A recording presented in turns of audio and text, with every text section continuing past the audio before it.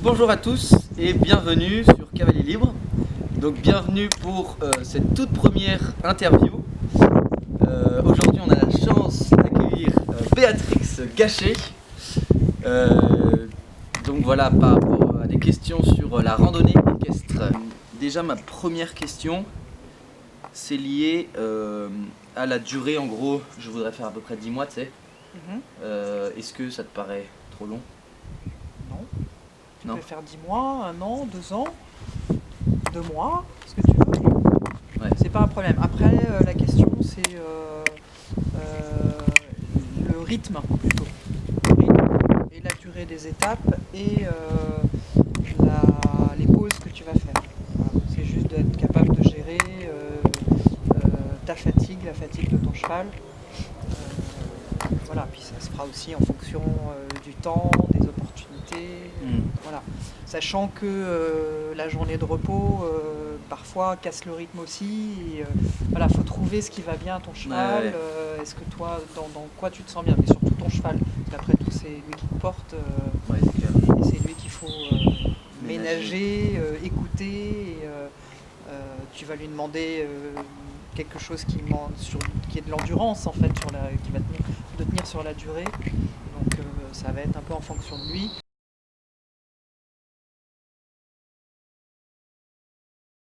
C'est pareil, comme j'ai pas l'expérience de la randonnée au long cours, je peux pas, j'ai pas de, voilà, je peux pas te dire ce que j'ai vécu. Je sais que je sais que c'est possible. Ouais.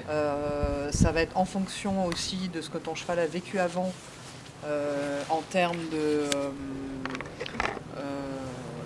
terrain. Tu vois, si tu as marché, si tu t'es entraîné sur des terrains mous pendant 3 mois avant de partir, et puis que tout d'un coup tu vas te retrouver en montagne sur du caillou, Ça va être compliqué. Ouais. peut-être que ton cheval va user plus ou va avoir un peu de mal. Bon, après tu vas utiliser les bas-côtés, tu vas faire comme tu peux. De toute façon, Le pied de ton cheval il va s'user si tu fais beaucoup de goudron. Si tu fais moins, ça va dépendre de tes étapes, tu vois. Si tu fais que du terrain mou, il va moins s'user. Ouais, à moi de savoir si Et ensuite, selon ton cheval, il va s'user plus ou moins bien. Donc tu vas peut-être avoir besoin de rectifier un peu et de l'aider un peu. Mais peut-être pas. Peut-être pas. Ou peut-être qu'au contraire, ça va user trop et qu'à ce moment-là, tu vas être obligé de protéger le pied parce que ton cheval ne supporte pas les terrains sur lesquels tu passes. Et là, il te faudra peut-être des boots. Et reférer son cheval pour un an, c'est. Moi, je trouverais ça intéressant d'essayer la randonnée Sans faire. Ça pourrait être Et bien puis, sûr. pourquoi pas trouver quelqu'un qui a l'habitude ou un pareur pour lui demander ce qu'il en pense. Combien de kilomètres par jour, donc en fonction Oui. des étapes, quoi, et la majorité à pied ou la majorité à cheval? Alors, je vais faire une réponse de Normand, puisqu'on est en Un Normandie. peu des deux. Pour la deuxième question, en tout cas à cheval ou à pied, on marche pas mal en randonnée. Déjà, tu vas partir à pied tous les matins. Ouais. Tu vas arriver Pour réchauffer à le pied, cheval. ouais, pour réchauffer le cheval, pour son dos, pour que le matériel se place bien sur son dos. Voilà, c'est juste du respect, donc c'est déjà un certain moment à pied. Pareil en arrivant à l'étape, tu vas descendre 1 kilomètre avant d'arriver. Pour éviter les gonfles, pour que ça fasse un massage, tu vas descendre un petit peu et laisser ta selle. Avant d'arriver. Avant d'arriver. Ok. Avant d'arriver. Après, ça va dépendre de l'entraînement de ton cheval. Si ton cheval n'est pas entraîné, je dirais qu'au début tu vas faire tout à pied. Et puis quand tu vas sentir que ton cheval suit bien, est dans le rythme, ne souffre pas des étapes, tu vas pouvoir petit à petit monter un peu plus chaque jour. Maintenant, si tu as préparé ton cheval en amont, qu'il est prêt vraiment à randonner, que tu l'as bien entraîné, que c'est un sportif, tu peux faire une bonne partie des étapes à cheval. Par contre, tu fais du pas. Tu vas faire une fois de temps en temps un trot. Ouais. Éventuellement vraiment un galop si ça te démange et pour te faire plaisir, mais c'est vraiment pas l'allure de la randonnée. Ouais. Voilà. Et l'allure de la randonnée, c'est le pas. Alors sachant qu'au bout d'un moment, tu as mal aux fesses, et que donc tu vas descendre et que tu vas marcher. Et que tu vas être très content de marcher. Ouais, puis même pour lui, quoi. Pour pas qu'il ait Et même pour le cheval, c'est sans arrêt pareil. et C'est tout, pareil, c'est pour la circulation. Et toi aussi, en fait, la circulation, au bout d'un moment, elle se coupe quand même. Et ça fait du bien de descendre. Ouais. Donc tu vas alterner. Mais tu conseilles de descendre toutes les combien il y a un temps Tu vas le sentir. Ouais. Tu vas le sentir, et donc ça dépend Au bout aussi d'une heure de et toi, demie, de ton quoi. entraînement, 2 heures. Voilà, c'est un peu comme la conduite. 2 heures. Hop. Ouais. Et tu vas vraiment le sentir. Et puis quand tu es fatigué, tu vas monter à cheval. Et puis au contraire, quand tu es fatigué d'être à cheval, tu vas descendre. Et puis de toute façon, tu vas être obligé de descendre pour passer des passages difficiles, pour traverser une ville. Il y a des moments où tu vas être obligé de descendre. De toute façon, bien sûr. Ouais. Okay. Donc ça, sur la durée des étapes, ça va dépendre du relief, des régions où tu passes, Ouais. de sur quoi tu es,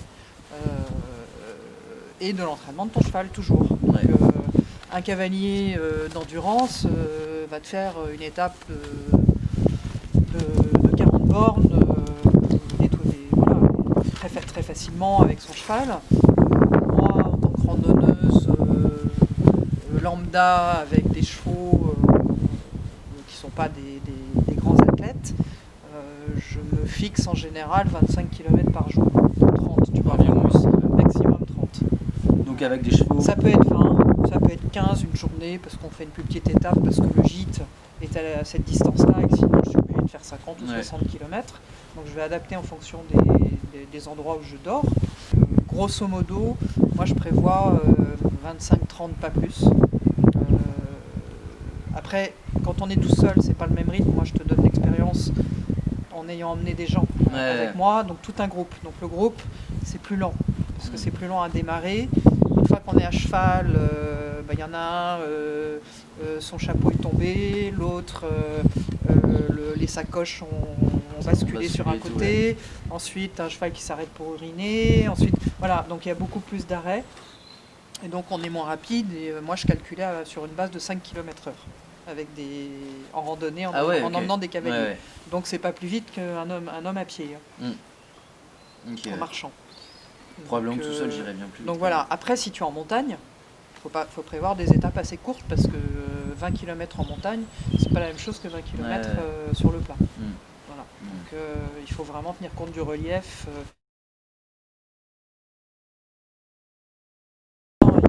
Tu prévois tes premières étapes. Il faudrait que tu prennes contact avec les fédérations départementales, régionales ou départementales de tourisme équestre. Que tu leur demandes, tu leur dises voilà, moi je pars de là et je vais là, dans votre département. Est-ce que vous auriez des cartes à me transmettre, des itinéraires, des choses à me conseiller? Est-ce que, voilà, moi je faisais comme ça pour mes randonnées, parce que j'organisais mes randonnées de région parisienne, et on allait en Bretagne, dans le Périgord. Donc j'appelais, ils m'envoyaient des copies de cartes, des trucs surlignés, ils me donnaient des adresses de gîtes, de vétérinaires, de maréchal, etc. Faut que tu prennes les numéros à chaque fois. Moi je prenais les numéros par sécurité, parce que tu as un problème avec ton cheval, il se blesse, il peut plus marcher, il fait, je sais pas, moi ça m'est arrivé une fois que mon cheval fasse une myosite, un blocage urinaire, un blocage de rein en pleine balade, il faut un vent pour venir le chercher, il ne peut plus marcher, et le ramener quelque part, où un vétérinaire va venir le soigner en urgence. Il te faut une pharmacie de base, de toute façon. Et puis, ça, c'est sûr. Voilà, pas partir complètement à l'aventure. Au moins avoir quelqu'un d'un référent, la personne chez qui tu vas, puisqu'elle est dans le cheval. Voilà, que tu puisses appeler au secours. Voilà. Complètement partir à l'aventure. Et donc, moi, ce que je ferais, c'est ça, c'est déjà débroussailler un peu le terrain à l'avance, en sachant les départements que tu vas traverser. Après, tu vas pas réserver 10 mois à l'avance tes gîtes. Après, je vais pas aller en gîte. Oui, enfin, les endroits où tu vas dormir, même pour planter ta tente, il faut une autorisation. Tu vois. Voilà, tu vas pas forcément le prévoir 10 mois à l'avance. Mais que tu aies déjà débroussaillé, que tu saches qui tu vas appeler, Bon, maintenant, avec Internet, à l'époque, il n'y avait pas Internet non plus. Hein. Ouais, c'est clair. Donc maintenant, tu as ton téléphone et puis tu peux chercher le nom du maire, le numéro de la commune et appeler la commune où tu vas passer pour dire est-ce que vous auriez un terrain communal où je peux planter ma tente.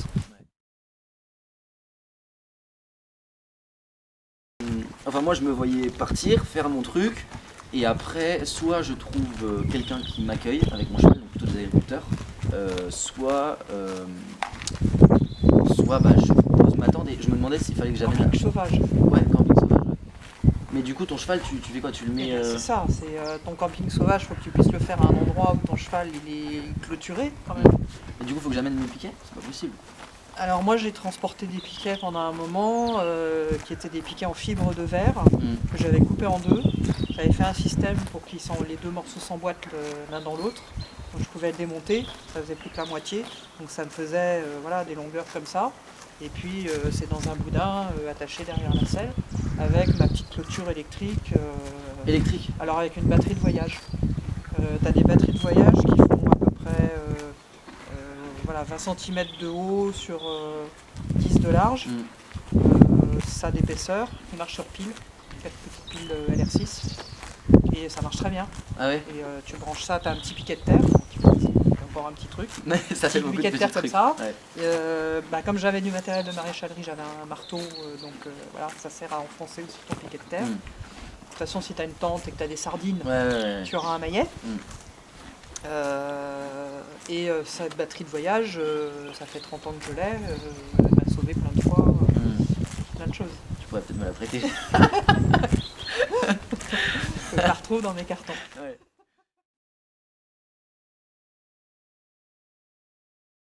Si tu emmènes des trousses de maquillage, Non, mais tes 10 paires de chaussures, probablement pas, j'en ai même pas dit. ça va pas le faire. Ouais. Si tu prends un t-shirt et un caleçon, elle pourra le porter. Ouais, mais il y a. Voilà, En alors, plus, il y a pas mal de trucs quand même. Il y a pas mal tente, de le sac choses. Moi, je couchage, m'étais fait une liste randonnée et un randonneur au long cours, il est autonome. Bah, tu as un savon de Marseille qui te sert à te laver, à faire ta lessive. Tu as 2 caleçons, 2 t-shirts. Le plus important, c'est ta pharmacie. Tu as une serviette de toilette. Maintenant, on fait des trucs quand même assez. Des choses qui sèchent vite. Et, voilà. Mais parfois, bah, tu remballes mouillé. Tu as beaucoup de sacs en plastique pour être sûr que tout soit étanche. Il te faut du bon matériel, des sacoches. Une sacoche et un boudin derrière la selle. Voilà. Et puis. En vêtements, c'est sûr que tu emmènes très peu de choses. Ouais. Tu vas avoir tes chaussures. Alors l'idéal, c'est des chaussures comme ça, de randonnée, parce que des vraies choses, pas ça, parce que ça, tu vois, je vois, c'est pas étanche. C'est Gore-Tex. Ouais. Il faut pour 10 mois, tu vas marcher. Hein.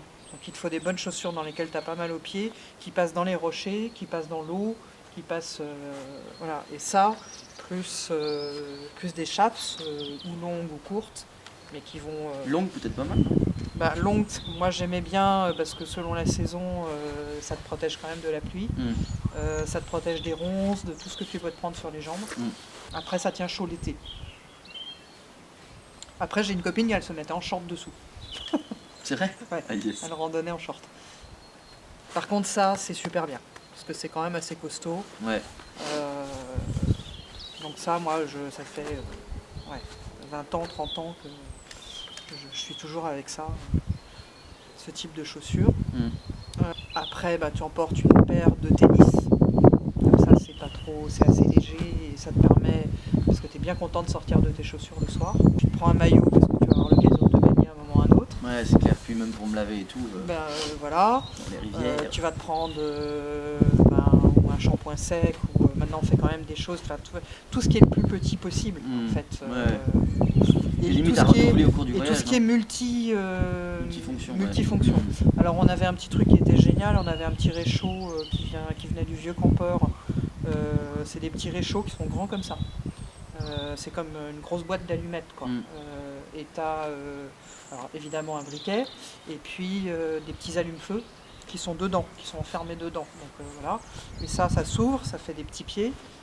tu mets ton allume-feu, tu te fais Parfois, un petit feu. tu peux pas faire de feu. Et je me faisais, ben non, puis parfois t'as froid, puis t'as bien envie de boire au moins un truc chaud, donc on se faisait du café, donc on emportait du café en petits sachets, Tiré chaud du campeur, ouais. des choses en sachet, tu vois, Ouais. individuelles, donc café, ou thé, ou peu importe, et couteau multifonction avec cuillère, fourchette, couteau, tu vois, comme ça on avait les couverts. Ouais.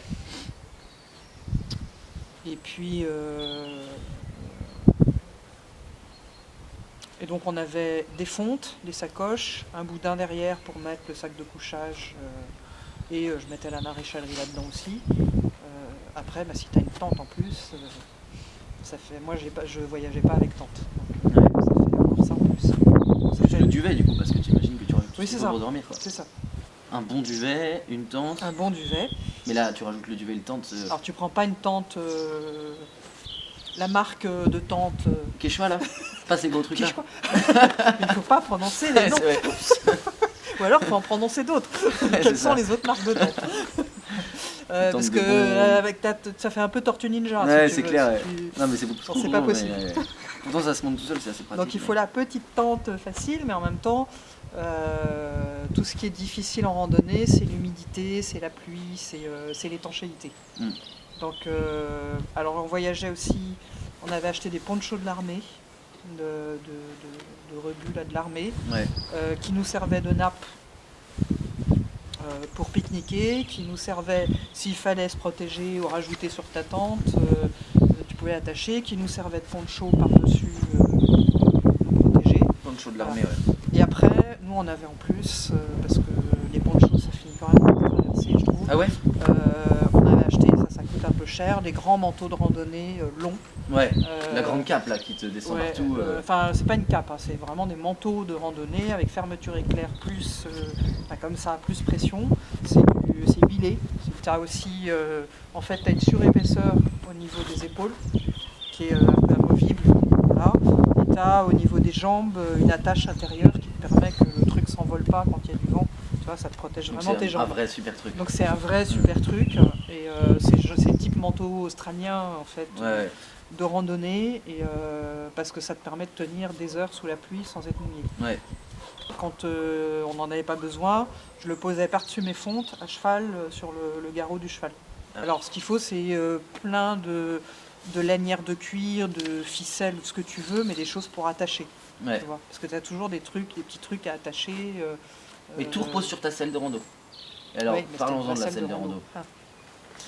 Des prix, des marques, de ce que tu prenais. Si je devais te conseiller, moi, une selle de rando, ce serait la marque TH Cuir. C'est des selles avec de la mousse à mémoire de forme, aussi bien au niveau du dos du cheval qu'au niveau de ton postérieur. Donc elles sont confortables, elles sont bien conçues pour le dos de beaucoup de chevaux. Ouais.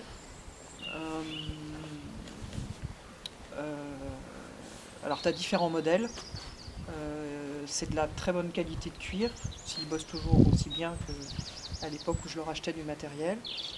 Elles sont assez esthétiques, avec et vendues, mais tout ça, ça coûte cher. Il y a tout le matériel adapté, avec des sacoches, des fontes, le boudin derrière, pour mettre ton sac de couchage, voir ta tente si ça rentre. Et tu penses qu'il faut que... alors, ce qui est important, c'est d'avoir des sacoches. Il faut des bonnes sacoches.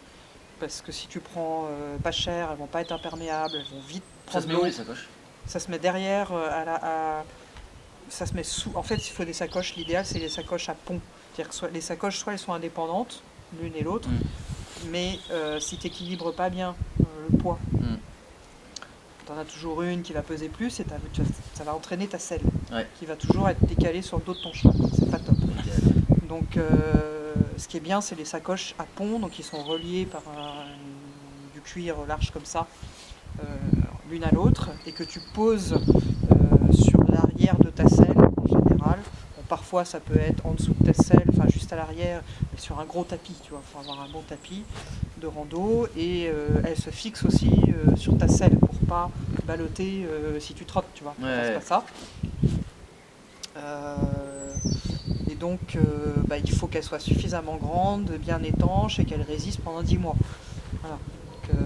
Donc moi,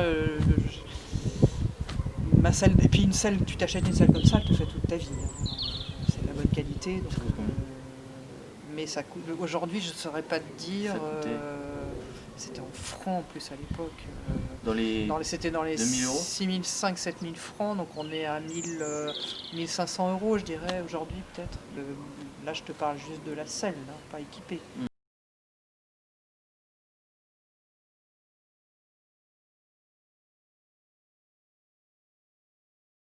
Une râpe ou quelque chose, cure-pied brosse évidemment. Donc moi je prenais petit, tu vois, les trucs pour enfants. Ouais. Parce que voilà, un cure-pied, ça, t'as des cure-pieds de poche, parfois t'as des couteaux même sur lesquels t'as des cure-pieds, donc tu peux trouver du multifonction. Lampe de poche évidemment. Ouais. Indispensable, ou lampe frontale, c'est pas mal. Des bandes réfléchissantes ou n'importe quoi qui te permettent d'être vu la nuit, parce que si un jour tu galères et que tu arrives tard à ton étape, sur 10 mois tu vas pas être tout le temps l'été, donc la nuit tombe tôt, faut absolument qu'on puisse te voir sur la route. Après il faut un petit peu de matériel de rechange, parce que si tu casses, ton cheval marche sur tes rênes et qu'il casse tes rênes, dès le 3e jour de ta randonnée, t'es déjà mal. Donc, longe, licol. Alors, ce qui est bien pour ça, c'est le licol éthologique, parce que ça prend pas de place. Donc, tu le mets dans une sacoche et tu as un licol de rechange.